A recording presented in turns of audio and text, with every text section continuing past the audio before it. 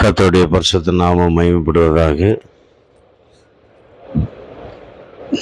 அருமையான தேவனுடைய பிள்ளையே, இந்த மாதம் வாக்குத்தத்த செய்தி, என் ஜனங்கள் ஒருபோதும் வெட்கப்பட்டு போவதில்லை. என் ஜனங்கள் ஒருபோதும் வெட்கப்பட்டு போவதில்லை. நம்ம ஆதியாகமத்தில் ஒரு பெண்மணியை பற்றி நாம் பார்க்க முடியும். அந்த பெண்ணினுடைய குமாரன் தன்னுடைய எஜமானுடைய குமாரனோடு விளையாடி கொண்டு இருக்கும்போது, சிறு பிள்ளைகளுடைய சுபாவம் நமக்கு தெரியும். விளையாடுவார்கள், அடிப்பார்கள், சண்டை போடுவார்கள், மறுபடியுமாக விளையாடுவார்கள். இதுதான் சிறு பிள்ளைகளுடைய சுபாவம். நம்ம எல்லாருக்குமே தெரியும் இல்லையா? எனக்கு அருமையான தேவனுடைய பிள்ளையே, இந்த சின்ன ஒரு சம்பவத்தை பார்த்து அந்த எஜமானுடைய மனைவி உடனே அவங்க என்ன பண்ணாங்கன்னா, தன்னுடைய கணவனரிடம் போய் சொல்கிறாங்க, இந்த வேலைக்காரி பெண்ணையும் அவளுடைய குமாரனையும் நம்முடைய வீட்டை விட்டு விரட்ட வேண்டும் என்று சொல்லுகிறார். எனக்கு அருமையான தேவனுடைய பிள்ளையே, உடனே ஆபிரகாமுக்கு மனசு ரொம்ப கஷ்டமாக இருந்துச்சு. ஏன்னா அவர் மூலமாக தான் அந்த குழந்தை பிறந்தது. எப்படியும் தகப்பனுக்கு கொஞ்சம் மனசு பாரமாக தான் இருக்கும் இல்லையா? எனக்கு அருமையான தேவனுடைய பிள்ளையே, ஆனாலும் மனைவியுடைய பலவந்தத்தின் நிமித்தம் அவள் விரட்டப்பட்டாள். அவளுடைய குமாரனும் விரட்டப்பட்டான். எனக்கு அருமையான தேவனுடைய பிள்ளையே, வீட்டு விட்டு சென்று சில நாட்கள் கழித்த பிறகு ஆபிரகாம் கொடுத்த தண்ணீரும் ரொட்டியும் காலி ஆயிடுச்சு. இப்போ சாப்பிடுவதற்கு ஒன்றும் இல்லை, குடிப்பதற்கு ஒன்றும் இல்லை. என்ன செய்வது? புறக்கணித்து தள்ளப்பட்டு விட்டமே, ஒன்றுமே புரியவில்லையே.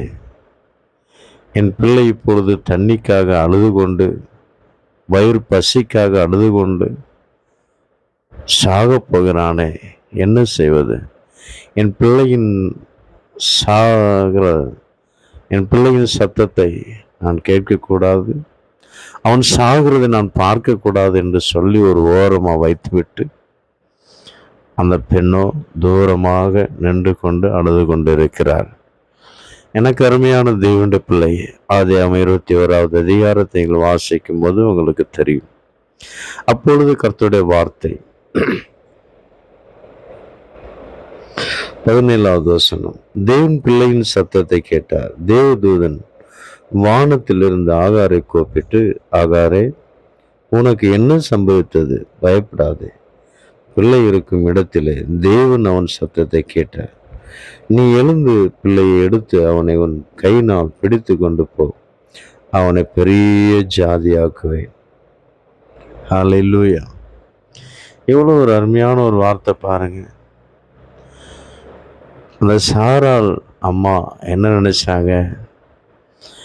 இவளுடைய சந்ததி அப்படியே அழிந்து போனோம், ஏன் சந்ததி தான், ஏன் குமாரன் தான் வளரணும்னு அவங்களுடைய ஆசை. ஆனால் தேவனுடைய வாக்கு பாருங்க, நான் உன் சந்ததியை பெரிய ஜாதியாக்குவேன்.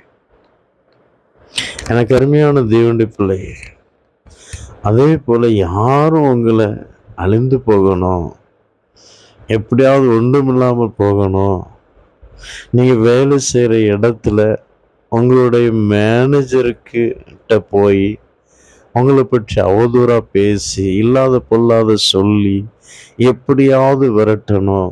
ஒருவேளை மேனேஜருக்கு நீங்கள் பிரியமானவர்களாக இருக்கலாம், ஒருவேளை அந்த மேடத்துக்கு நீங்கள் பிரியமானவர்களாக இருக்கலாம், அல்லது உயர்ந்த பதவியில் இருக்கிறவர்களுக்கு நீங்கள் பிரியமானவர்களாக இருக்கலாம். ஆனால் அவர்கள் என்ன செய்வது?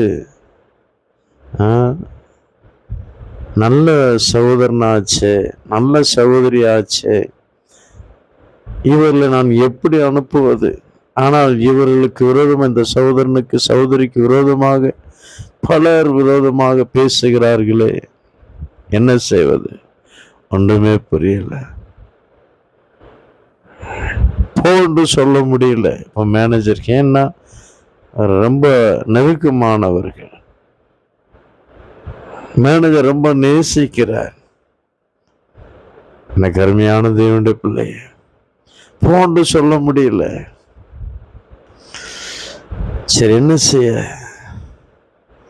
மனசு கஷ்டமா இருக்கு. நல்ல வேலை செய்கிற சகோதரன், உண்மையா இருக்கிற சகோதரி, போன்னு சொல்ல முடியல. மற்றவருடைய வார்த்தை நிமித்தமாக போ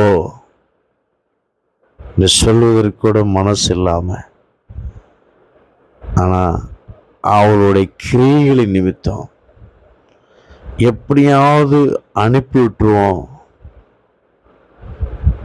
என்று எண்ணத்தோடு அந்த மேனேஜரோ, அந்த உயர்ந்த பதவியில் உள்ளவர்களோ உங்களுக்கு விரோதமாக அப்படி கிரியைகளை செய்து ஒருவேளை உங்களை அனுப்பி விட்டிருக்கலாம்.